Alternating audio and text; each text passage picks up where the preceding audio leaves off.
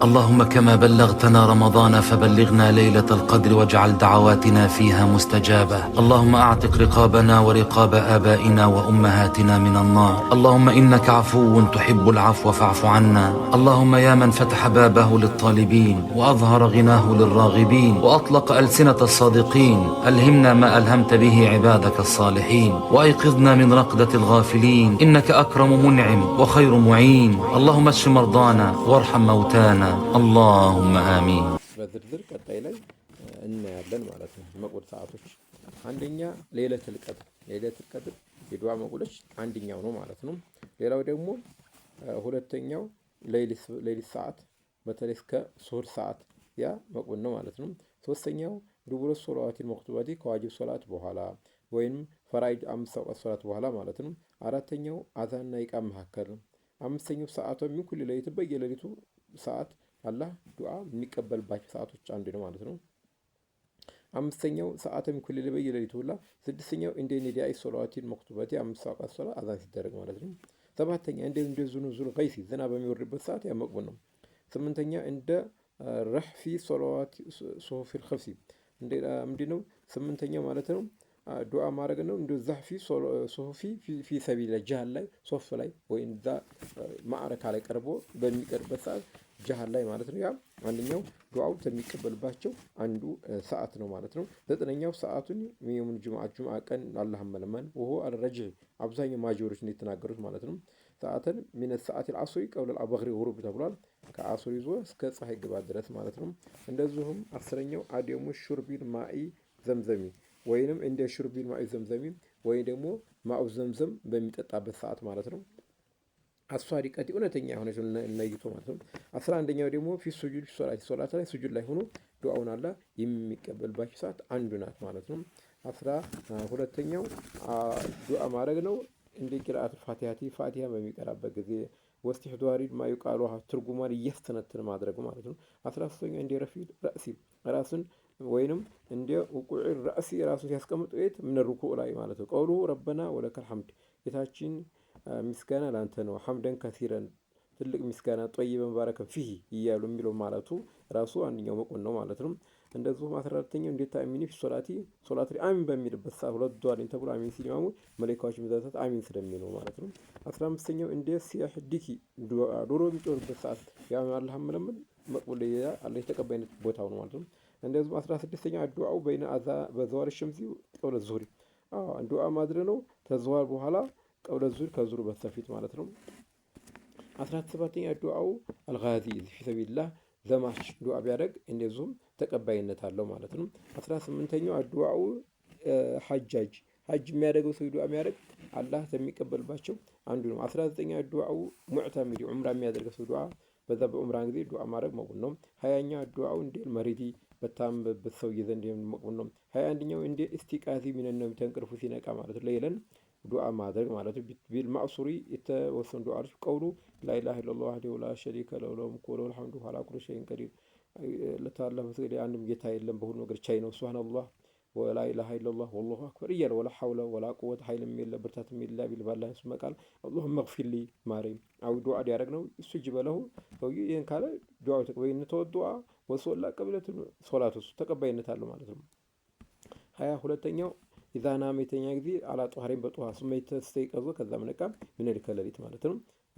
ስለዚህ ወዲያ ዱዓ አደረገ ይሄ ተቀባይነት አለው። 23ኛ እንደ ዱዓ ማድረግ ላኢላሃ ኢላ አንተ ሱብሃነከ ኢኒ ኩንቱ ሚነ ዛሊሚን ዱዓ ማድረግ ይሄም ተቀባይነት አለው።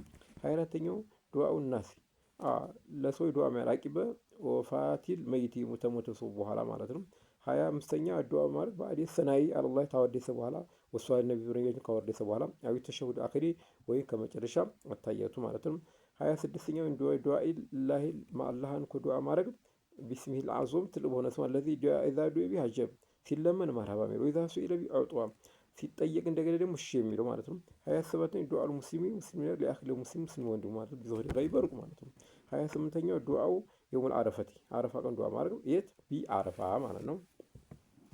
እንደዚሁም 29ኛው ዱዓ ማድረግ ፊሸህር ረመዳን በረመዳን ወር ማለት ነው። 20ኛው ደግሞ እንደ ኢጅቲማዕ ሙስሊሞች ሲሰባሰቡ በመጃሊስ ዚክሪ በዝክር ቦታ ላይ ማለት ነው። 31ኛው እንደ ዱዓ ማድረግ ፊል ሙሲበት በመከራ ጊዜ ኢና ሊላሂ ወኢና ኢለይሂ ራጂዑን እኛ ለአላህ ነን እንደዚሁም ወደ አላህ እኛ ተመላሽ የሚለውን ማለት ነው። ከዛ ሊያልን ሊያድርግ ኡጅረቲ ምንድነው አላሁመ አጅርኒ ፊ ሙሲበት መከራዬን አንተ ተካኝ ወኽሊፍ ሊ ኸይረን ሚንሁ የበለጠ ተካኝ ብሎ ይሄን ዱዓ ማድረጉ ተቀባይነት አለው ማለት ነው። እንዴም 32ኛ ዱዓ ማድረግ ሐለተል ኢስቲቅባል ቀልቡን በሚጥልበት ጊዜ አላህ ባላዘ ወሽቲዳዲ ኢኽላሲ ከኢኽላስን ጥርት ሊያደርግ ማለት ነው።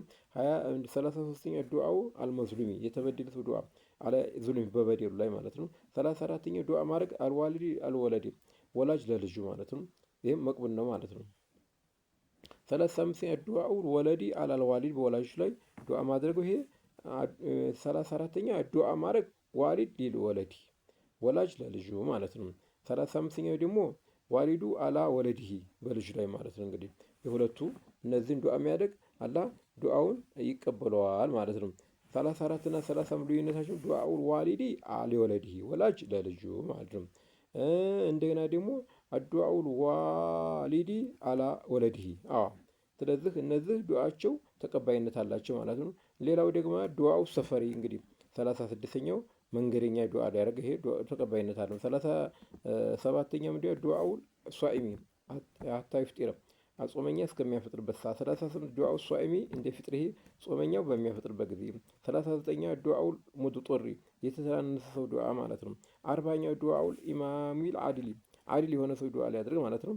41ኛው ዱዓው ዋሊዲ የወላጅ ዱዓ ማለት ነው። አልባሪ በወለዲ በልጁ መልካም ጥሩ ስነ ምግባር ያለው የሆነ ማለት።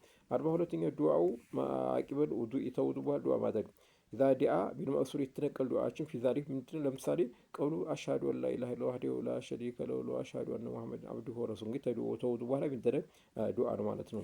ይህንን ወላችንም ሸምድድ ማለት ነው። ምክንያቱም መን ቃለ ዛሊከ ታለ ሰው ይህንን ዱዓ ማለት ከውዱ ቀጥሎ ፉቲሃት ለሁ አብዋሉ ጀነቲ 8 ጀነት ይከፈቱለታል ማለት ነው። የደኺሉ ፊሃ አሽያ ስለዚህ በእነዚህን ዱዓ ማድረጋል ማለት ነው። 43ኛው አዱዓ ማድረግ በአዴ ረሚል ጀምረቲ ሱግራ እነዛ ሐጅ ወይ ዑምራ ሲያደርግ ጀምረቲ ሱግራ ይባላል በሐጅ ጊዜ ያቺ ጠጠር የሚወረወርበት ሰዓት። 44ኛ ዱዓው በአዴ ረሚል ጀምረቲ ውስጧ መካከለኛ ጠጠር ከተወረወረበት በኋላ ዱዓ የሚያደርግ ማለት ነው። 45ኛ ዱዓው ላድርግ ዳኺል ከበተ ካዕባ ውስጥ ነው ማለት ነው። መንሶላ ዳኺል ውስጥ የገባ ሰውዬ ሂጅሪ እዛች ክላስ ውስጥ ክፍሏ ውስጥ ማለት ነው። ሚን ቤት ከካዕባ ውስጥ ስለሆነ ማለት ዙሪያውን ያለችው እንዲያጥር ያለችው ማለት ነው። 41ኛ ማን ነው? 46ኛው ዱዓ ማድረግ አለ ጧፍ ላይ ያደርግ ጊዜ። 47ኛው ዱዓ ማድረግ አለ ሶፋ ላይ ዱዓ አደረገ ይቀበሏል ማለት ነው።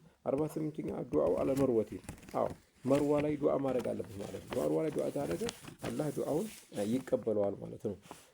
ስለዚህ የኛችን ዱዓችን አላህ እንዲቀበለን እነዚህ ነገሮች ማድረግ አለብን ዱዓ ማድረግ አለብን ማለት ነው።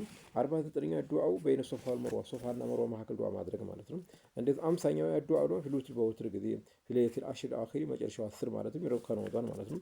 51ኛ ዱዓው ነው የአሽር አወሊ በመጀመሪያ 10 ሚዝርጅ በህዝርጃ ማለት ነው። 52ኛ ዱዓ ማድረግ እንደ መሽዓሪል ሐረም መሽዓረ ማንቢያር ጊዜ ማለት ነው። አብሮሚኑን ሄዱ ረበሁም ጌታቸው ይለምናሉ ሙእሚኖች አይነማ ካኑ የትም ቢሆን ፊ አወሊ ሰዓት መጀመሪያ ወላኪን ሀዚል አውቃት እነዚህ ወቅቶች ወልአሕዋል ሁኔታዎች ወልአማኪን ቦታዎች ትኸሱ መዚዲ ዒባደቲ ዕናየቲ ጥንካሬን ያሳያል። ፈኢነሃም ማጢኑን ይስተጃቡ ለሃ ዱዓ የሚቀበልባቸው ፈኢነዝኒላሂ ተዓላ ባለ ፍቃድ ማለት ነው። ወሰላሙ አለይኩም ወረሕመቱላሂ ተዓላ ወበረካቱ